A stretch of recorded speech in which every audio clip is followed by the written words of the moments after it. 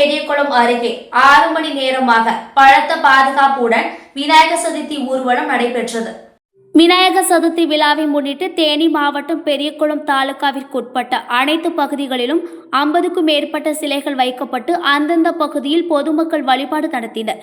இதில் பெரியகுளம், அதனை சுற்றியுள்ள காமாட்சிபுரம், புதுப்பட்டி, தாமரைக்குளம், கள்ளிப்பட்டி, வடுகப்பட்டி, மேல்மங்கலம் உள்ளிட்ட பகுதிகளில் வைக்கப்பட்ட விநாயகர் சிலைகளுக்கு காலை முதல் சிறப்பு பூஜைகள் நடைபெற்றன.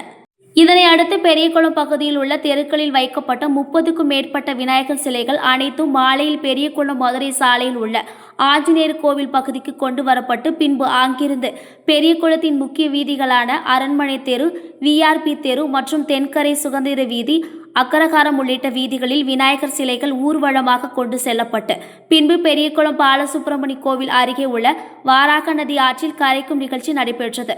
விநாயகர் சிலை ஊர்வலத்திற்கு மாவட்ட காவல்துறை கண்காணிப்பாளர் தலைமையில் 2 கூடுதல் காவல்துறை கண்காணிப்பாளர், துணை காவல் கண்காணிப்பாளர், 5 நபர்கள், 8 ஆய்வாளர்கள் மற்றும் தேனி மாவட்டத்தின் பல்வேறு பகுதியில் இருந்து வரவழைக்கப்பட்ட 500 மேற்பட்ட காவலர்கள் பாதுகாப்பு பணியில் ஈடுபட்டனர்.